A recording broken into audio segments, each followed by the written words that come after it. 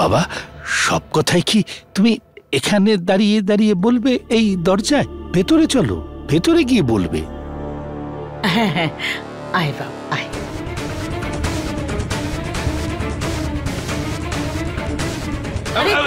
আরে সার্থক, সার্থক, সার্থক, সার্থক।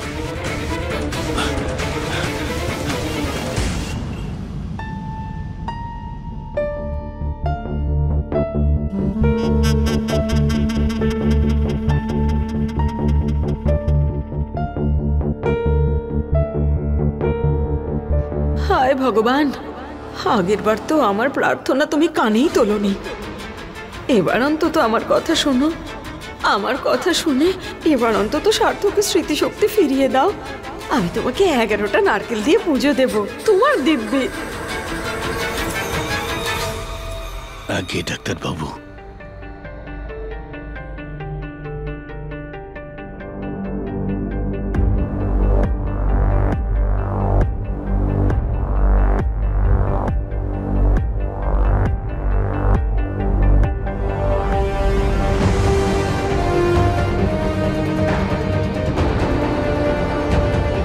সার্থক বাবা, চোখ খোলো।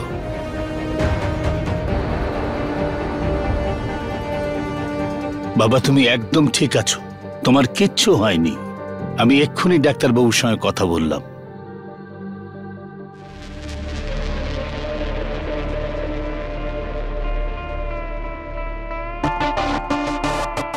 যদি আমার কিছু না হয়ে থাকে তাহলে তোমরা আমাকে এইভাবে কেন দেখছো? আমি যেহেতু 1 বছর পর কোমা থেকে বাইরে এসেছি, তাই দুর্বলতার জন্য হয়তো মাথা ঘুরে গেছে। ধ্যাত্তেরি কি, 11টা নারকেলেও কাজ হলো না? 101টা বললে মানবে নাকি? ডাক্তারও এটাই বলেছে বাবা, দুর্বলতার জন্য মাথাটা ঘুরে গেছিল, আর এর পরেও এটা হতে পারে। এই জন্য বাবা, এখন তোমার বিশ্রামের খুব দরকার। হ্যাঁ সার্থক, আজকে তুই বিশ্রাম নে। কাল তো জন্মাষ্টমী পুজো, ছোট্ট গোপালের জন্মদিন কাল, সেটা পালন করতে হবে। তখন তো তুই ক্লান্ত হয়ে যাবি, তাই না?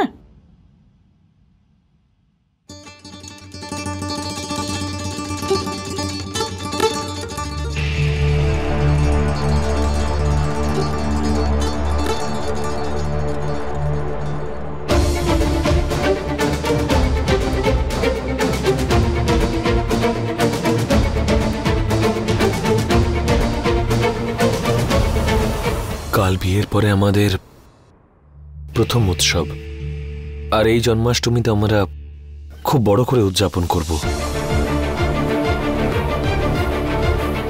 তাই না?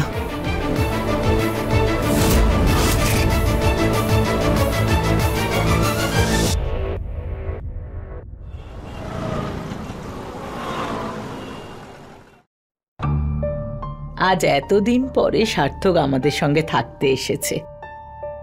আজ আমি ওর পছন্দের সব রান্না করব।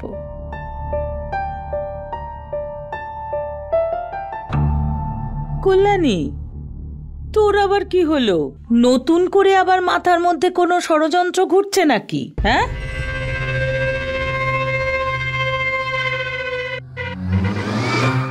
একটা কথা আমি বুঝতে পারি না কল্যাণী। আরে তুই আমার ছেলের পিছনে হাত ধুয়ে কেন পড়ে আছিস বলতো? আরে তুই কেন বারবার ও স্মৃতি ফেরানোর চেষ্টা করছিস? হ্যাঁ বলতো, জানিসই তো তোর জন্য যদি ও আবার অসুস্থ হয়ে পড়ে তাহলে কত বড় সমস্যায় পড়বো আমরা। হ্যাঁ মা, এটা তো তখনও হতে পারতো যখন ও এখানে এসেছিল। ও তো এই সোসাইটিতেই থাকতো না, তো বলতেই পারতো সবকিছু কেমন যেন চেনা চেনা লাগছে। তখন কি উত্তর দিতে বলো? সে তো ঠিক আছে, কিন্তু ডাক্তারবাবুই তো ওকে এখানে পাঠিয়েছে, নিশ্চয়ই আর কোনো সমস্যা হবে না বলেই পাঠিয়েছে। আরে আমি ডাক্তারের সাথে কথা বলেছি যে স্মৃতিশক্তি ফেরানোর চেষ্টায় ওর প্রাণের কোনো ঝুঁকি নেই তো। তো উনি বলেছিলেন তো, আরে কোনো ঝুঁকি নেই। তাই? হ্যাঁ, কিন্তু তাও একটা কথা ভাবো মা, যে সৃষ্টি সার্থকের বউ সেজে এখানে তো থাকছে, কিন্তু ভালো কাকে বাসে? অঙ্গদকে। বিয়েটাও ওকেই করতে চায়। যদি এই সত্যিটা সার্থকের সামনে চলে আসে, তখন কত বড় ধামাকা হবে সেটা বুঝেছো? তখন যদি কিছু হয়ে যায় তো?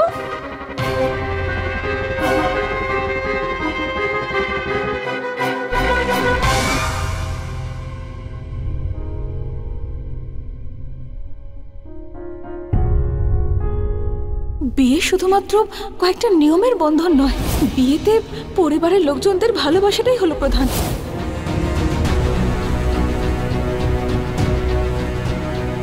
আমি তোমার পারমিশন নিয়ে বিয়ে করব, কিন্তু যবে বিয়ে করব এই মেয়েটাকে বিয়ে করব, আই প্রমিস ইউ মা। আমি তোমার জন্য তোমার ফেভারিট পকোড়া বানিয়ে এনেছি, তুমি ভালোবাসো না এটা খেতে? অঙ্গদ,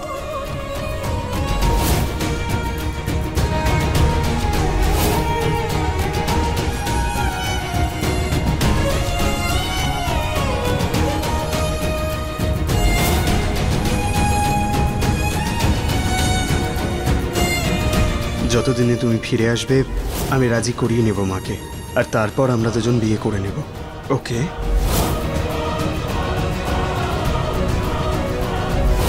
আমার এই স্বপ্ন কবে পূরণ হবে?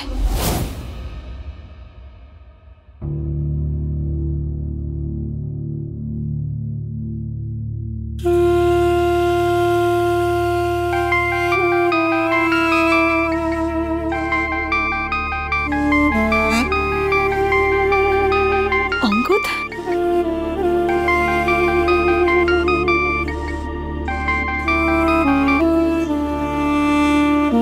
Hello Angad, I am so sorry. তুমি এর আগে যখন ফোন করেছিলে তখন সার্থক আমার সঙ্গে ছিল, সেজন্যই আমি ফোনটা তুলতে পারিনি। কোনো ব্যাপার না, এখন তো ফ্রি আছো, তাহলে একবার ব্যালকনিতে এসো না। ব্যালকনি? কেন? তুমি তুমি কি বিল্ডিং এর নিচে দাঁড়িয়ে আছো? তুমি একবার এসোই না।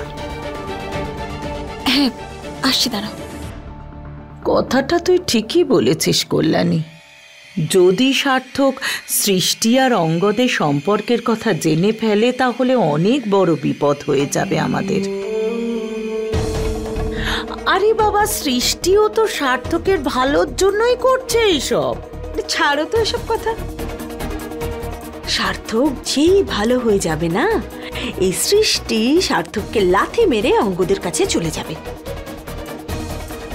তখন যদি সার্থক সবকিছু বুঝতে পারে তখন কতখানি আঘাত পাবে ভেবে দেখেছো?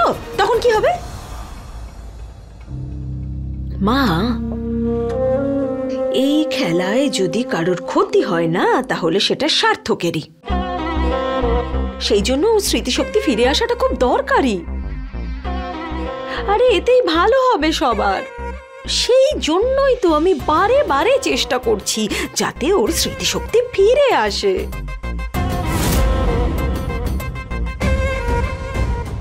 একবার যদি ও স্মৃতিশক্তি ফিরে আসে না, তাহলে সব ঠিক হয়ে যাবে।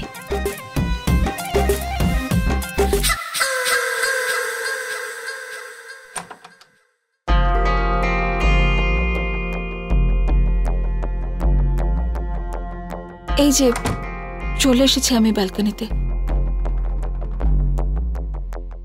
কোথায় তুমি?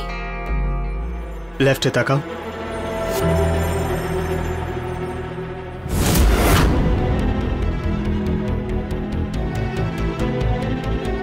অঙ্গদ, তুমি এখানে?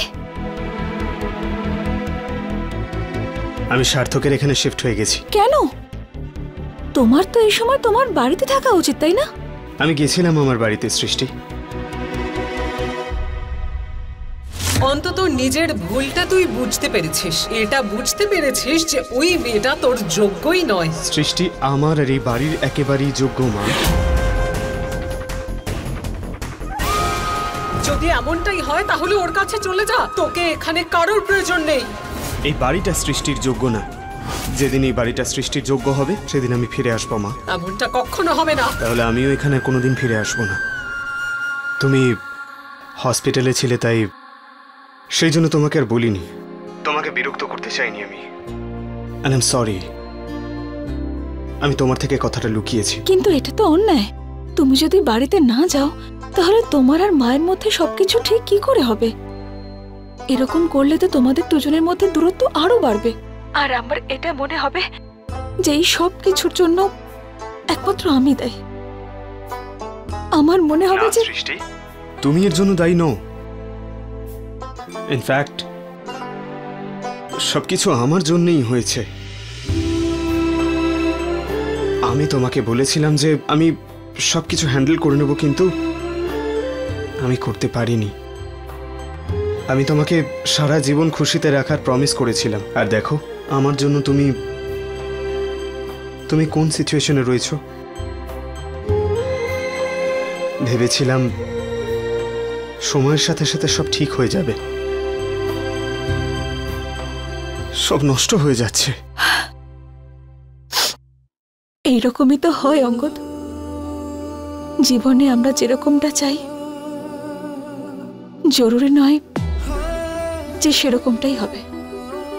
তুমি ঠিকই বলেছ। আমি ভেবেছিলাম জন্মাষ্টমীটা একসঙ্গে পালন করব, অ্যাজ হাজব্যান্ড অ্যান্ড ওয়াইফ। কিন্তু দেখো না, এত কাছে থেকেও আমরা কতটা দূরে আছি।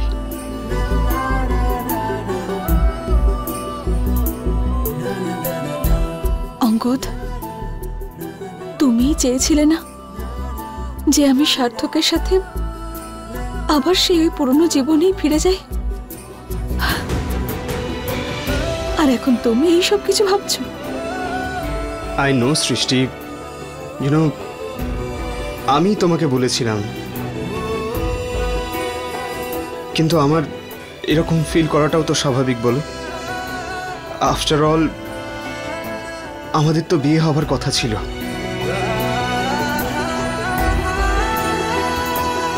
সৃষ্টি,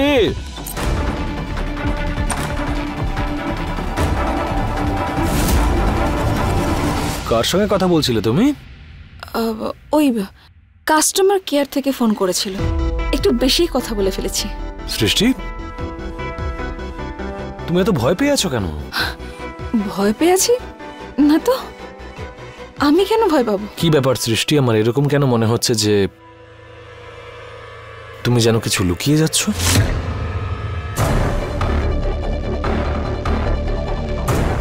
আমাকে চেনো না তুমি? আমি আমি কখনো তোমার কাছে কিছু লুকোতে পারি?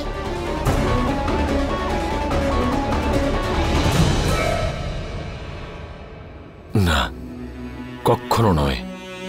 যাই। কোথায় যাচ্ছ তুমি? ভুলে গেলে? হসপিটালের ওই হাগটা এখনো বাকি আছে।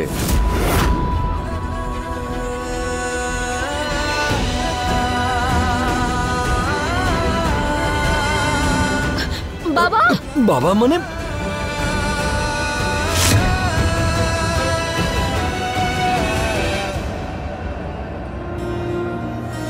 रास्ते बदल गए हम दोनों के किस तरह,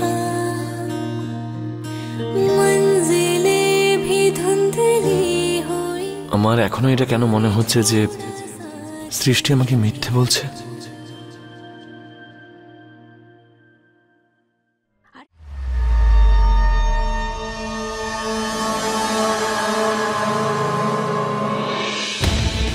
কালকের জন্মাষ্টমী আমরা একসঙ্গে ভেবেছিলাম পালন করব, আর সেটাই হবে। আই প্রমিস ইউ,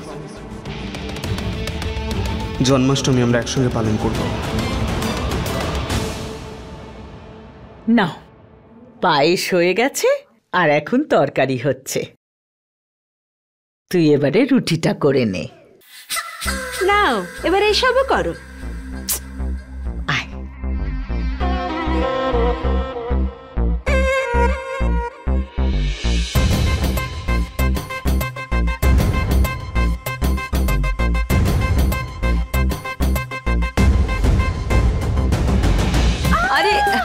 কল্যাণী, আরে কি হলো? কি করলি তুই আবার? বেশ বেশ বেশ, দাঁড়া দাঁড়া দাঁড়া দাঁড়া দাঁড়া, একটু আটা দিয়ে দি। দাঁড়া, একটু আটা দিয়ে দি। মনটা কোথায় থাকে বলতো তোর? হ্যাঁ, আচ্ছা তুই সরে আয়, আমি করছি। আয়, আটা লাগিয়ে দিয়েছি, ঠিক হয়ে যাবে। মা দাঁড়াও, হ্যাঁ, আমার কথা শোনো। তুমি এসব কেন করছো? ওই সৃষ্টি আছে তো বাড়িতে, ওকে ডাকো আর ওকে বানাতে বলো। আর কি? আরে মাথাটা গেছে নাকি তোর? এই অবস্থায় আমি ওকে দিয়ে রুটি করাবো? আর তোর বাবা আমাকে সেই রুটি খেতে দেবে ভেবেছিস? আর তাছাড়া বাড়ির আরো সব কাজ তো ও করে, তাহলে কি করে রুটি করবে বলতো এই অবস্থায়? মা, আরে তুমি না কিছু বোঝোই না। এই বাড়িটা যার, কাজ তো তারই করার কথা। এই বাড়িটা যখন ওর, তখন এসব কাজ ওকেই করতে দাও। হ্যাঁ,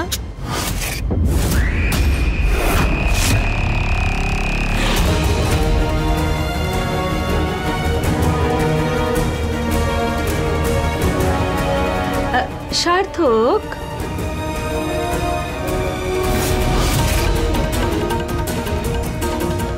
কি হয়েছে? তুই এভাবে এত কি ভাবছিস? এই গত 1 বছরের সৃষ্টির জীবনে আমার এরকম কিছু হয়নি তো যেটা ও আমার কাছে লুকিয়ে যাচ্ছে? মা বা দিদিকে একবার বলবো নাকি?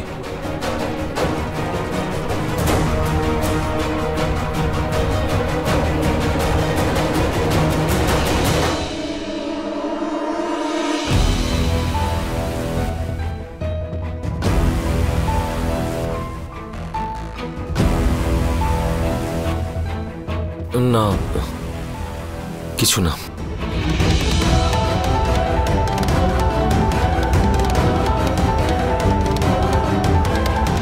আমিও না অকারণে সৃষ্টির উপরে সন্দেহ করছি। যদি সেরকম কোনো বিষয় হয় তাহলে ও তো আমাকে নিশ্চয়ই বলবে।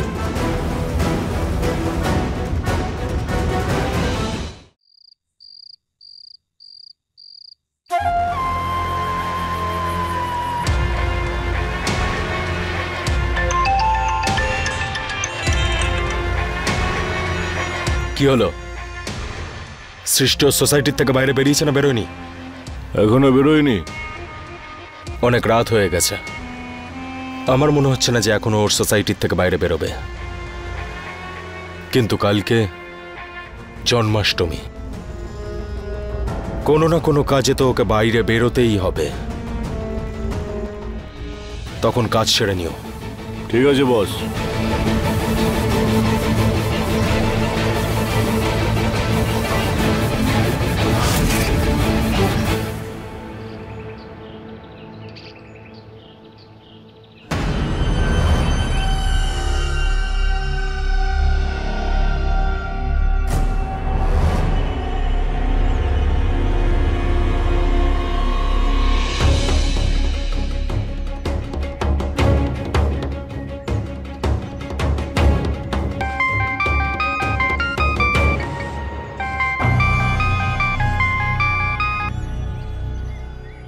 হ্যালো, হ্যাঁ সার্থক। সৃষ্টি, কোথায় তুমি? জন্মাষ্টমীর জন্য কিছু জিনিস কেনার ছিল আমার, সেইগুলোই কিনতে গিয়েছিলাম। আসছি আমি বাড়িতে। আরে তাহলে আমাকে বললে না কেন? তুমি তো ঘুমোচ্ছিলে। আরে তুলে দিতে পারতে, আমিও যেতাম তোমার সঙ্গে। তোমার শরীর ভালো নেই এখন, আর সকালে তোমার মাথাও তো ঘুরছিল। এই অবস্থায় বাজারে কি করে আসতে? সেজন্য আমি ভাবলাম আমি নিজেই কি জিনিসপত্র নিয়ে আসি। হ্যাঁ, কিন্তু তোমাকে তো বলেছিলাম আমি যে আমাকে এইভাবে একা ফেলে যেও না। আমার ভয় করে যে আবার আমি তোমাকে হারিয়ে না ফেলি। তুমি তো নিশ্চয়ই জানো যে আমি তোমার জন্য মৃত্যুর মুখ থেকে ফিরে এসেছি। ঠিক আছে, পরের বার থেকে মনে রাখবো। পুজোর জিনিসপত্র আমি আমার মতোই কিনতে চেয়েছিলাম, তাই জন্যই চলে এসেছি। এটা বিয়ের পরে আমাদের প্রথম জন্মাষ্টমী, তাই না? তাই নিজের মতন করে শপিং করার অধিকার তো আছেই। আচ্ছা, তুমি তাড়াতাড়ি বাড়ি চলে এসো। তোমাকে না দেখে আমি থাকতে পারছি না। আর হ্যাঁ, আমার শরীরটা ভালো লাগছে না, তাই আমি একটু ঘুমোতে যাচ্ছি। তুমি তাড়াতাড়ি ফিরো, ওয়েট করছি তোমার জন্য।